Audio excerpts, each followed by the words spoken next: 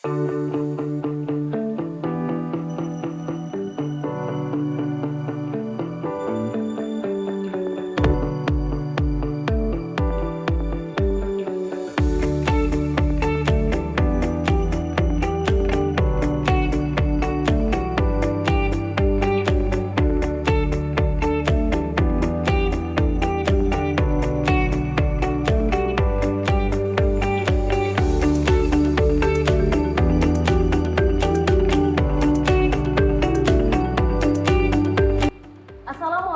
warahmatullahi wabarakatuh. Perkenalkan, nama saya Yuni Hartika Purba, mahasiswa PPG dalam jabatan Angkatan 3 tahun 2023, LPTK Universitas Islam Malang. Saya adalah guru bahasa Indonesia di MAN Pematang Siantar. Pada video kali ini, saya akan menunjukkan video pembelajaran di kelas 11 materi teks ceramah, topik mengonstruksi teks ceramah tentang permasalahan aktual dengan memperhatikan aspek kebahasaan dan struktur yang tepat. Model pembelajaran yang saya gunakan adalah model pembelajaran problem based learning dengan metode diskusi, tanya jawab, dan demonstrasi. Semoga video pembelajaran ini bermanfaat. Selamat menyaksikan.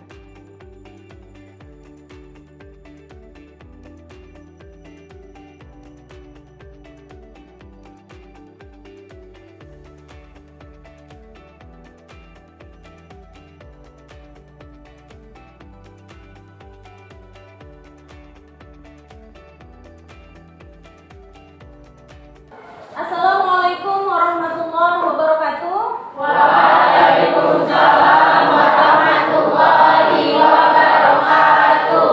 Bagaimana kabar anak-anak ibu semua? Sehat? Alhamdulillah sehat, Bu. Semangat? Semangat, Bu. Angkat tangannya, semangat. Semangat. Oke, bagus. Baik anak-anak ibu, kita belajar bahasa Indonesia kembali. Sebelum kita mulai pembelajaran hari ini, marilah kita awali kegiatan kita dengan doa. Silakan Rafiq untuk memimpin doanya.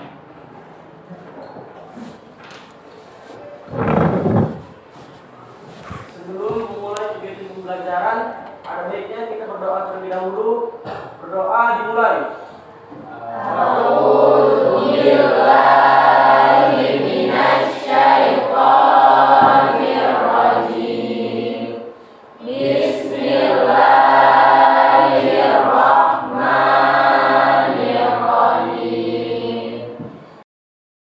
Sebelum kita mulai pembelajaran kita hari ini, Ibu cek kehadiran dulu. Apakah semuanya hadir? Siapa yang tidak hadir? Zulfadila. Kenapa dia? Sakit. Gimana sekretaris? Almira udah ada suratnya kan? Baik. Baik anak ibu, hari ini sebelum kita mulai pembelajaran, kita akan membangkitkan semangat nasionalisme kita dengan menyanyikan lagu wajib nasional. Ya, lagu wajib nasional yang akan kita nyanyikan adalah Maju Tak Betah. Baiklah semua berdiri, silakan.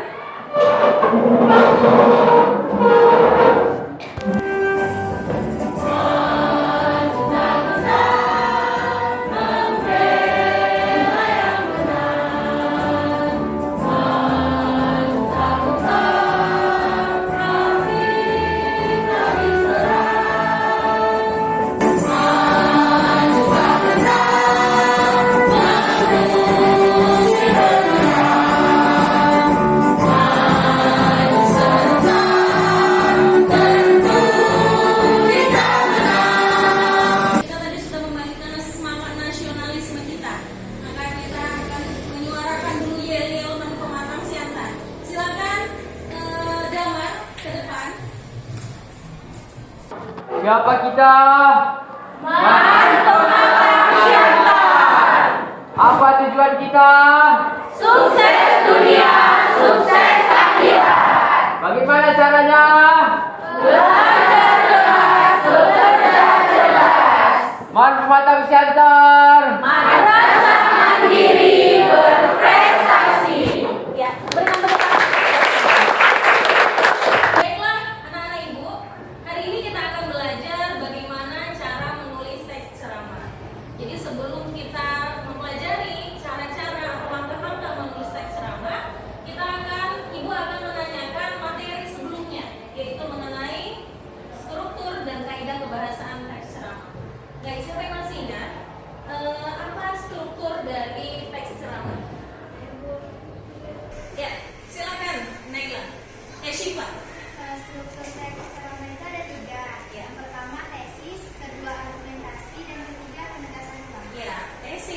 argumentasi, dan penegasan ulang. Siapa yang masih ingat apa saja isi dalam tesis?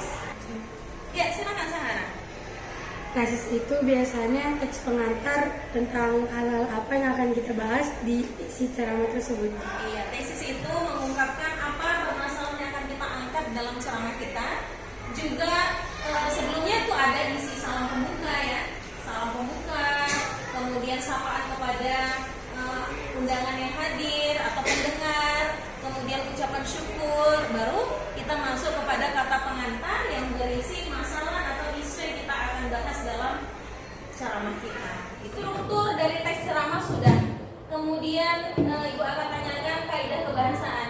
Siapa yang masih bisa ingat atau bisa menyebutkan kaidah kebahasaan teks ceramah yang kemarin sudah Ibu jelaskan? Ya, silakan Cipa kembali. Iya. Ada kata ganti orang, Betul. kata sapaan, Iya. kata teknis, Betul. kausalitas, Kausalitas. dan kata persuasi. Kita berikan tepuk tangan. Berarti kalian masih ingat materi sebelumnya sudah Ibu jelaskan ya. Baiklah anak-anak Ibu, tadi kalian sudah menjawab apa itu struktur dan kaidah kebahasaannya. Hari ini kita akan belajar bagaimana cara menulis teks ceramah. Baik, kalau kalian ingin menulis, tidak terlepas itu teks ceramah ya, menulis apa saja. Apa pertama sekali yang kalian akan lakukan? Betul sekali, menentukan ide. Jadi kalian harus tahu ide atau apa yang mau kalian tulis dalam tulisan kalian. Kita belajar menulis teks ceramah ini banyak manfaatnya. Salah satu manfaatnya adalah yang pertama, pilihan, melatih kemampuan berbicara di depan orang banyak. Ketika kalian nanti bisa berceramah, bisa menulis teks ceramah, kemudian menyampaikan hasil teks ceramah kalian di depan orang banyak, itu melatih kemampuan kalian berbicara. Selanjutnya, apalagi manfaatnya? Betul, menambah wawasan, menambah pengetahuan. Karena apa? Karena kita membuat teks ceramah itu pasti harus mengumpulkan bahan, sehingga terjadi bisalah tulisan kita itu baik ya, tulisan atau teks ceramah kita itu baik, bisa kita sampaikan kepada orang banyak. Kemudian ketika kita berceramah itu pastinya menambah pengalaman kita ya, jadi menambah pengalaman, menambah wawasan dan pengetahuan, dan melatih kemampuan kita berbicara. Untuk pembelajaran Ibu akan menjelaskan mengenai KD dan tujuan pembelajaran kita. KD yang kita akan capai di sini adalah itu kalian bisa mengonstruksi ceramah tentang permasalahan aktual dengan memperhatikan aspek kebahasaan dan menggunakan struktur yang tepat. Sedangkan tujuan pembelajaran kita adalah melalui kegiatan pembelajaran dengan pendekatan TIPEK dan dengan mode pembelajaran PBL yaitu Problem Based Learning, dengan metode diskusi, tanya jawab dan demonstrasi, serta menerapkan media teknologi YouTube dan video pembelajaran Canva, kalian semua dapat menulis teks ceramah dan menyampaikan teks ceramah secara lisan dengan memperhatikan struktur dan kaidah kebahasaan teks ceramah dengan tanggung jawab, kemudian gotong royong. Kenapa gotong royong? Karena kalian akan menyelesaikannya secara berkelompok atau bersama-sama. Baik anak-anak Ibu, setelah ini Ibu akan menayangkan video teks ceramah, ya video ceramah. Dari video nanti ada beberapa pertanyaan yang kalian jawab. Innal hamdalillah nahmaduhu wa nasta'inuhu wa nastaghfiruh wa na'udzu billahi min shururi anfusina wa min sayyiati a'malina. Man yahdihillahu fala mudilla lahu wa man yudlil fala hadiya lahu. Seorang yang ketika dia keluar dari rumahnya, dia pasti memiliki tujuan. Kemana dia akan melangkah? Kita pasti yakin orang yang ketika melangkah keluar dari rumahnya tanpa tujuan, maka langkahnya akan jauh daripada impian yang dia inginkan. Ketika orang itu tahu tujuan hidupnya, maka semua aktivitasnya akan terarah kepada tujuan tersebut. Allah Subhanahu wa taala telah berfirman, "Wa ma khalaqtul jinna wal insa illa liya'budun." Dan tidaklah menciptakan jin dan manusia kecuali untuk beribadah. Baiklah, dari video ceramah tadi, aku mau tanya nih, apa isi dari ceramah yang disampaikan? Yang pertama,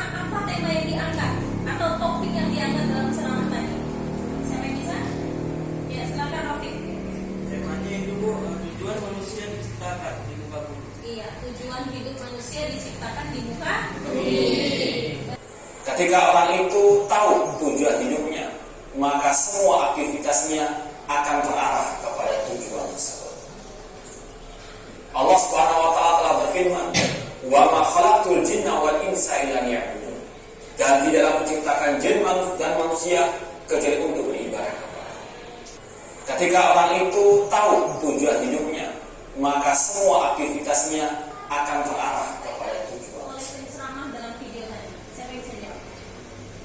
Silakan, Rizky.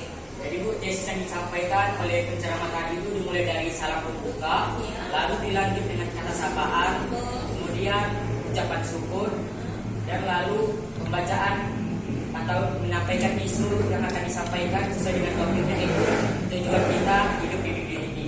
Argumentasi yang disampaikan tadi dalam video ceramahnya. Argumentasinya itu yang pertama terdapat dalam Quran surah Az-Zariyat yang artinya tidak akan ciptakannya seorang manusia kecuali untuk beribadah kepadaku. Lalu manusia Jadi tujuan hidup manusia adalah untuk hanya beribadah kepada Allah. Baik. Simpulannya apa? Silakan Naila. Tadi penceramah bilang kalau adalah cara pertama untuk beribadah dan menelusuri jejak Nabi Muhammad. Ya, marilah kita bersama-sama melangkahkan kaki untuk beribadah kepada Allah dan menelusuri jejak-jejak Nabi kita yaitu Nabi Muhammad. Anak Ibu, dalam menulis teks ceramah nanti,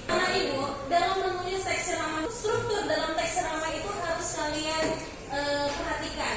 Dalam tesis, ya apa saja yang ada dalam tesis, argumentasi dan penegasan. Baik, anak Ibu, tadi kalian kan sudah mendengar video ceramah yang disampaikan oleh penceramah mengenai tujuan hidup manusia. Manusia itu harus punya tujuan hidup. Nah, sebelum kita masuk bagaimana cara menulis teks ceramah, nah Ibu akan paparkan materi mengenai langkah-langkah menulis teks ceramah. Menulis teks ceramah itu sama dengan menulis teks-teks lainnya. Ada 5 langkah yang harus kalian perhatikan dalam menulis teks ceramah. Anak Ibu, menulis teks ceramah itu sama sebenarnya ketika kita ingin membuat bangunan. Yang pertama kita harus punya ide nih. Ide kita mau membuat bangunan yang seperti apa? Apakah kita mau buat masjid, mau buat rumah, mau membuat pendopo atau tempat istirahat? Jadi kita harus punya rancangan apa yang mau kita buat dulu. Idenya tentang apa? Baru kemudian tujuan. Tujuan dari bangunan itu mau yang seperti apa? Apakah kita mau bertujuan membuat bangunan hanya untuk tempat istirahat orang-orang yang lewat? Otomatis struktur bangunannya berbeda. Kemudian yang ketiga adalah menyusun kerangka. Nah, kalau kita sudah punya ide, sudah punya tujuan, pastinya kita sebelum bangunan itu selesai, kita harus punya kerangka. Di mana nanti kamar mandi, di mana ruang tamu, di mana ruang keluarga, kamar dan lain sebagainya. Ada kerangkanya. Baru kemudian kita kembangkan kerangka tersebut, sama juga dengan membuat bangunan. Baru kita bangun menjadi sebuah bangunan yang utuh. Kita kembangkan kerangka itu berarti kita bangun bangunan itu menjadi sebuah bangunan yang utuh. Baru kemudian menyunting. Sama juga seperti membuat bangunan, menyunting. Mana yang perlu diperbaiki? Contoh, oh ini kurang, dipoles. Baik anak-anak Ibu, Ibu akan menampilkan berbagai isu atau permasalahan aktual yang akhir-akhir ini terjadi. Nah, dari isu atau permasalahan aktual ini kalian angkat nanti ke dalam teks ceramah yang akan kalian buat dalam lembar kerja peserta didik atau LKPD yang akan Ibu bagikan. Oke, baik, ini tentang apa? Ya, silakan Sarah.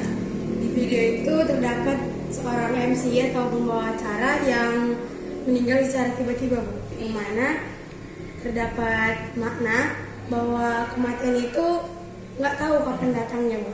Di luar prediksi kita. Yang kedua, Ibu akan perlihatkan. In affairs for Sampurna, who are you targeting to buy your cigarettes? Kami mentargetkan untuk seluruh dari segmen pasar. Yang jelas program dari pemasaran kami ditujukan untuk orang dewasa. Baik anak Ibu, dari video ini apa yang dapat kalian simpulkan? Apa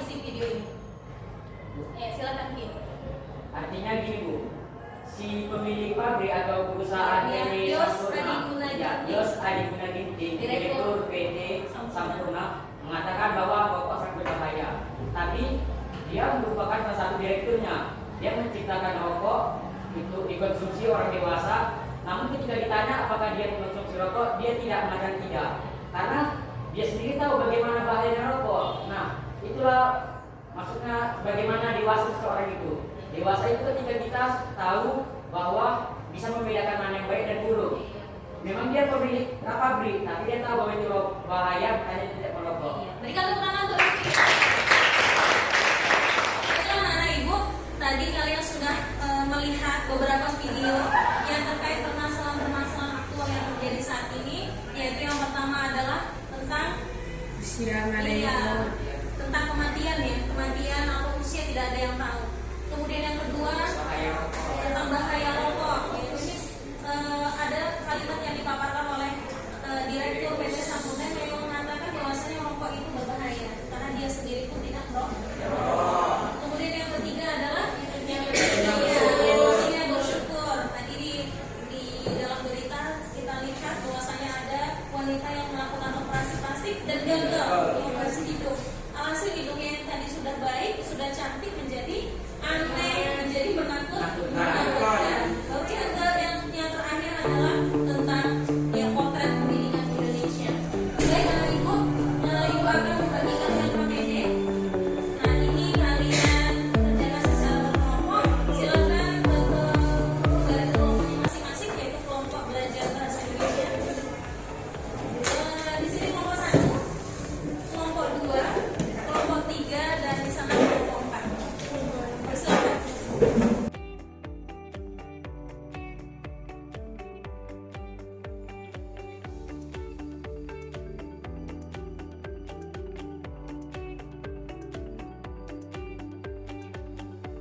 Apa yang kalian pilih nak?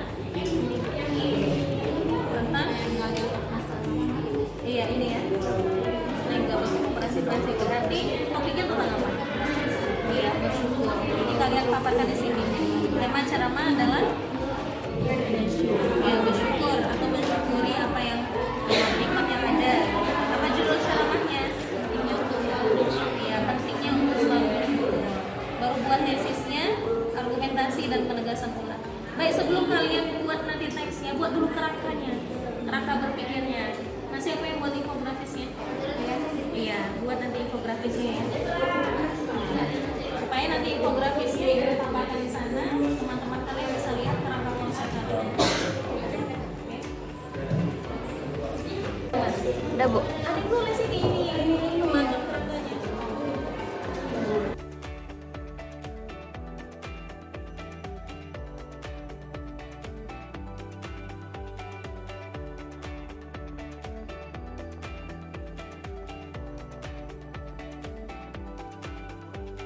Baik, ini tema yang dipilih apa? Yang kalian pilih apa? Usia nggak ada yang tahu. Iya, usia tidak ada yang tahu ya.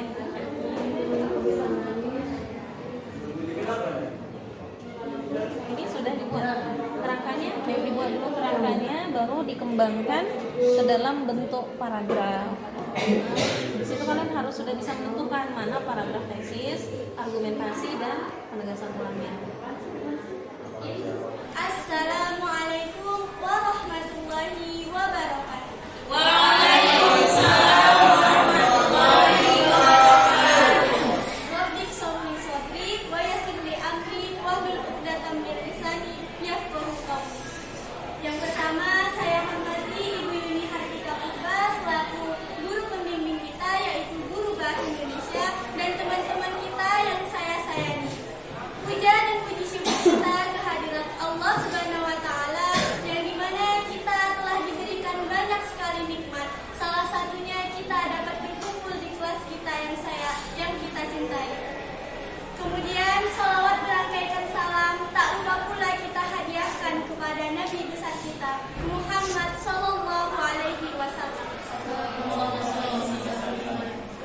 Di kesempatan kali ini, saya, Laila Putri Amini, selaku perwakilan dari kelompok 4 yang akan berceramah tentang pendidikan. Hadirin hadirat yang saya banggakan, pendidikan sangatlah penting bagi kehidupan. Mengapa demikian? Karena pendidikan sangat dibutuhkan bagi kehidupan dan masa depan. Dengan dengan mendapatkan pendidikan, hidup akan semakin terarah dan juga pola pikir kita akan semakin berkembang. Setiap anak wajib mendapatkan pendidikan yang layak, baik pendidikan yang formal maupun non-formal.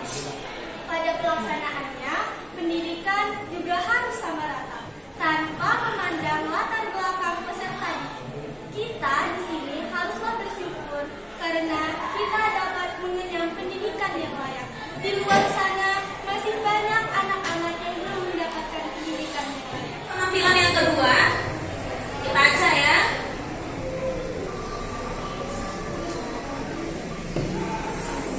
Ya, kelompok 3, kita berikan tepuk tangan untuk Assalamualaikum warahmatullahi wabarakatuh. Waalaikumsalam warahmatullahi wabarakatuh. Bagaimana kabarnya semua? Sehat? Syukur alhamdulillah kita masih diberi Allah nikmat iman dan Islam serta nikmat kesehatan dan kelapangan waktu sehingga kita dapat berkumpul kembali di kelas yang kita cintai ini. Saya Muhammad Rizky Ilham, perwakilan dari kelompok 3 akan menyampaikan sebuah ceramah yang berjudul Bahaya Rokok. Teman-teman, di Indonesia konsumsi rokok memang sangat tinggi dan menjadi salah satu penyebab potensi kanker tertinggi. Rokok bisa merusak kesehatan tubuh, namun orang yang sudah kecanduan punya berjuta alasan untuk tidak terlalu peduli dengan bahaya merokok dan menyangkal segala efeknya. Selain itu, mereka juga beranggapan bahwa dengan merokok dirinya merasa sangat hebat, gaya, dan dikagumi. Begitupun sebaliknya, yang tidak merokok dianggap sebagai orang-orang culun dan tidak keren. Sampai sekarang. Oke, kelompok 1, silakan kelompok 1. Ke depan. Assalamualaikum warahmatullahi wabarakatuh. Waalaikumsalam warahmatullahi wabarakatuh. Alhamdulillahirabbil alamin. Assalatu wassalamu ala asyrofil anbiya'i wal mursalin wa ala alihi wa sahbihi ajma'in. Amma ba'd. Puji syukur kita ucapkan atas kehadiran Allah Subhanahu wa taala yang mana pada hari ini kita masih diberikan kesempatan, kesehatan, serta kelapangan waktu sehingga kita dapat berkumpul di kelas yang kita cintai ini. Salawat serta salam tak pernah lupa kita hadiahkan kepada seseorang yang membawa kita dari zaman yang hancur ke zaman yang lebih teratur, dari zaman jahiliyah ke zaman yang lebih terarah. Siapa beliau? Nabi Muhammad sallallahu alaihi wasallam. Allahumma shalli ala sayyidina Muhammad wa ala ali sayyidina Muhammad. Yang mana syafaatnya kita nantikan yaumil mahsyar kelak. Amin. Sering kita dengar pengumuman inna lillahi wa inna ilaihi rajiun. Telah berpulang ke rahmatullah si fulan bin fulana. Inna lillahi wa inna ilaihi rajiun. Kata tersebut tak asing lagi di telinga kita. Sering kita dengar kabar duka dari teman, saudara, ataupun kerabat yang tiba-tiba kita mendapatkan kabar bahwa beliau telah tiada. Yang saya heran, tak sedikit dari kita yang terheran ketika mendengar pengumuman tersebut atau kabar duka tersebut. Bahkan kita ataupun teman-teman di sini kita ketika mendengar kabar tersebut sering berkata, kemarin saya masih bertemu dengan beliau dan beliau baik-baik saja. Bahkan ada ibu-ibu yang bilang, semalam saya masih pergi ke pasar dengan Ibu Ani dan dia masih dalam keadaan yang sehat-sehat. Oke, siapa yang bilang bahwa kematian itu hanya dapat diterima oleh orang yang sedang sakit? Dan siapa yang bilang kita akan mati ketika kita sudah tua ataupun ketika sedang sakit? Nggak ada yang tahu kapan kematian itu akan datang kepada kita, teman-teman. Kematian itu adalah hak Allah yang mana seluruh makhluknya satu pun tidak ada yang tahu kapan kematian itu akan jatuh kepada diri. Kematian merupakan hak dan rahasia yang dimiliki oleh Allah Subhanahu wa taala. Adapun tujuan saya berdiri di depan ini adalah untuk menyampaikan ceramah singkat saya yang bertemakan nasihat. Dan kali ini judul yang saya ambil yaitu pentingnya untuk selalu bersyukur. Mengapa pembahasan kali ini saya sebut sebagai sangat penting? Pasalnya kita sudah sama-sama tahu bukan bahwa bersyukur itu penting. Tetapi rasanya sukar sekali untuk dikerjakan. Apalagi kalau berbicara soal nikmat. Allah itu sudah memberikan kita begitu banyak nikmatnya kepada kita. Tapi kita masih saja kurang bersyukur. Dan teman-teman semua di sini pada tahu nggak sih apa makna kata syukur itu? Ada yang tahu? Nah, jadi kata syukur itu adalah ungkapan pujian kepada Allah dengan lisan, meyakini dengan hati akan nikmat Allah, dan menggunakan nikmat itu sesuai dengan kehendak Allah. Namun teman-teman, pada zaman modern seperti ini, saya melihat semakin minimnya rasa syukur seseorang terhadap nikmat yang telah diberikan oleh Allah. Kenapa saya bilang seperti itu? Kita ambil contohnya. Allah itu kan sudah mengasih kita rupa, bentuk yang paling sempurna. Tetapi manusia selalu saja merasa kurang dan mau ingin lebih daripada manusia yang lain. Contohnya dia melakukan operasi plastik, infus whitening atau yang kita kenal dengan suntik putih, filler hidung, filler bibir, sulam alis, dan masih banyak lagi. Silakan Dea. Sebelumnya Sahara sudah menyampaikannya secara bagus, tetapi ada beberapa hal yang kurang nih menurut kami. Salah satu diantaranya ialah Sahara lupa menggunakan kata sapaan kepada audiens, dan kemudian juga Sahara juga lupa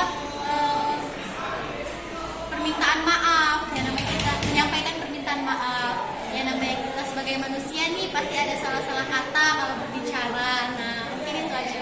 Baik. Terima kasih Dea, tadi sudah menyampaikan komentarnya dan tanggapannya benar kan? Jadi kalau misalnya kita berbicara di depan umum, harusnya yang pertama sekali kalau ada pendengar, tak sampai pendengar gimana menurutmu atau tanggapanmu terhadap penampilan si Naila tadi? Jadi Bu, dari segi kesesuaian isi ceramah dengan topik itu sesuai. Kemudian kelengkapan strukturnya juga lengkap, ada tesisnya disampaikan, argumen disampaikan, penegasan ulang juga. Dan bahasa yang disampaikan dalam ceramah juga jelas, sopan, santai dalam menyampaikan intonasinya, bagus Bu. Tidak terburu-buru ya? Tidak terlalu terburu-buru. Oke, berarti semua sudah sempurna. Bagus sekali. Kita beri tepuk tangan sekali lagi kepada. Baik anak-anak ibu, kita akan merefleksi pembelajaran kita hari ini. Ibu minta satu orang dari perwakilan kelompok ke depan untuk menjawab soal-soal dari word call. Ayo silakan. Soal pertama, Isa. Langkah pertama dulu. Iya, jangan di situ. Oke, baik. Kemudian langkah kedua, Nasya.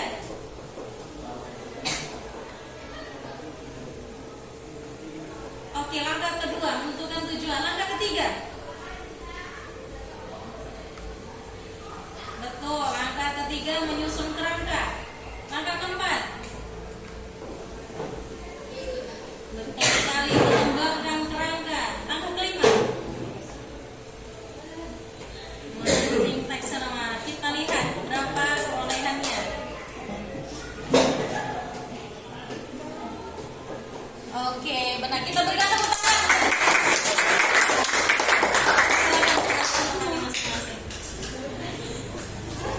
Kita akan simpulkan pembelajaran kita hari ini.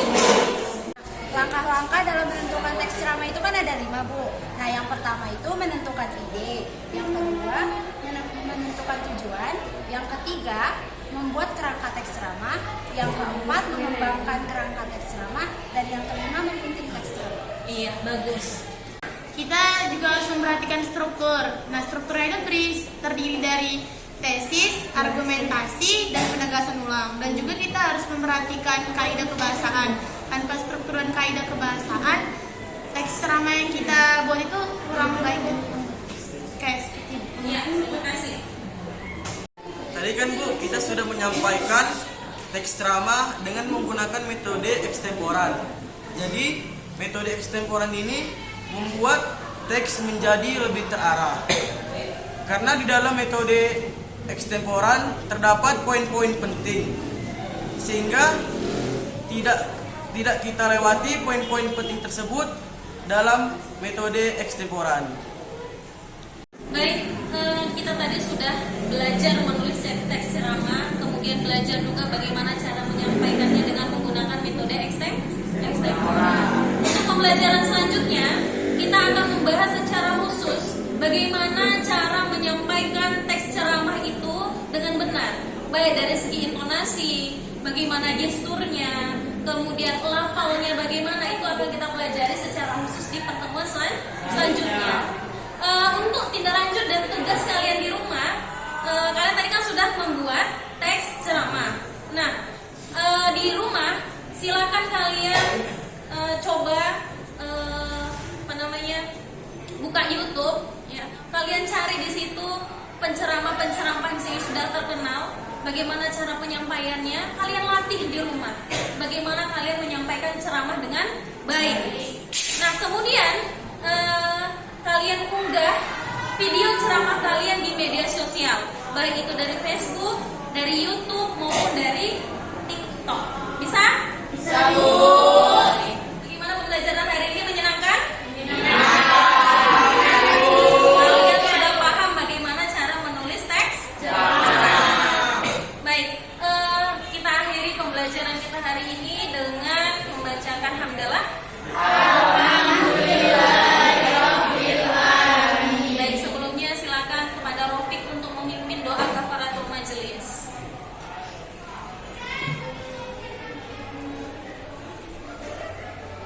Setelah melakukan pembelajaran, ada baiknya kita berdoa dengan membacakan doa kafaratul majelis. Doa dimulai. Bismillah.